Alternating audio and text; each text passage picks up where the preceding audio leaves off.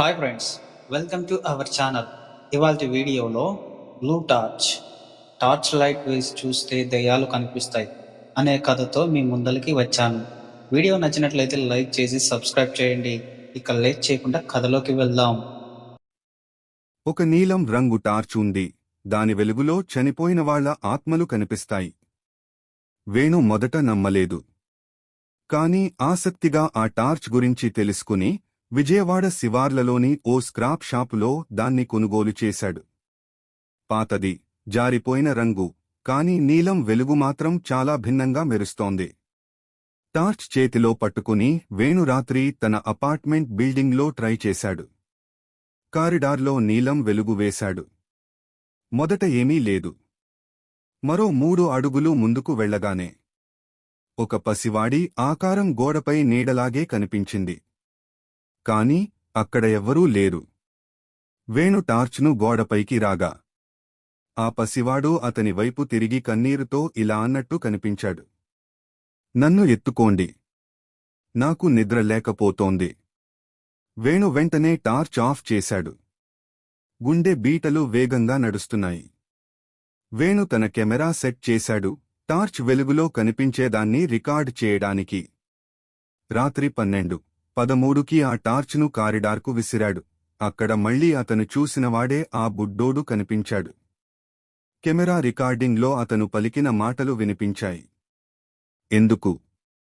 నన్ను నేనైతే కనబడటం లేదు. నువ్వు ఎందుకు చూస్తున్నా? ఆ టార్చ్ మీద ఉన్న ఓ పాత లేబుల్లో TSR66BL అనే కోడ్ ఉండేది. వేణు డీప్ వెబ్లో రీసెర్చ్ చేస్తే ఈ torch military night vision technology ఆధారంగా తయారైనదని తెలిసింది. కాని ఫ్రీక్వెన్సీ వేరుగా ఉండటంతో అది ఇన్ఫ్రారెడ్ కాదు, స్పిరిచువల్ లేయర్ను తాకుతుంది. దీన్ని చైనా నైట్ మిషన్ టెస్టుల్లో ఉపయోగించారని, కాని ఆఫిషియల్గా నిషేధించారట. ఎందుకంటే టార్చ్ వెలుగులో ఆత్మలు మాత్రమే కాకుండా ప్రాణం కోల్పోయిన శరీర ఆభాసాలు కూడా కనిపించేవి.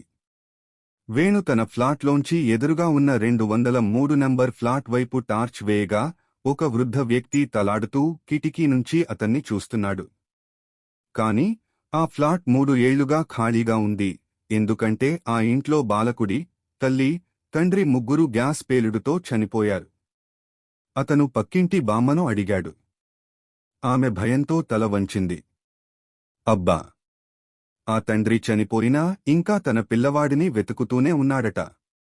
వేణు డిసైడ్ చేశాడు, ఈ టార్చ్ వెనుక నిజం బయటపెట్టాలి. అందుకే ఓ ఫేస్ లైవ్ పెట్టి నీలం వెలుగుతో గదులన్నింటికీ టెస్ట్ చేయడం ప్రారంభించాడు.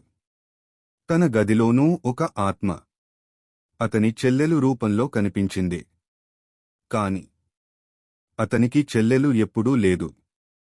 అదే ఆత్మ తన గదిలోని వెనుక వైపు అద్దంలోనికి వెళ్తూ ఇలా అరిచింది. ఇది నీ గది కాదు. ఇది మా పాత సమాధి గది. మూసుకున్న టార్చ్ తెరచిన ప్రపంచం. అంతే. టార్చ్ ఒక్కసారి పడిపోయింది.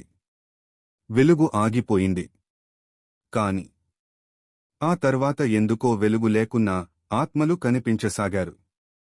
వేణు ముఖానికి వింత గోళ్లు, చుట్టూ నల్లటి నీడలు చేరడం మొదలయ్యింది. టార్చ్ ఆత్మలను చూపించేది కాదు. టార్చ్ వాళ్లను చూచేలా మన కళ్లను మార్చేసింది. ఇప్పుడు వేణు ఏ గదిలోకి వెళ్లినా అక్కడ మరణించిన వాళ్ల ఆత్మలు కనిపిస్తారు. చాలాసార్లు టార్చ్ లేకున్నా వాళ్లు బయటే ఉన్నట్టు ఉంటారు. అది ఒక లైటు కాదు. ఆ టార్చ్ వెలుగు కాదు. అది మరణాన్ని చూసే కన్ను.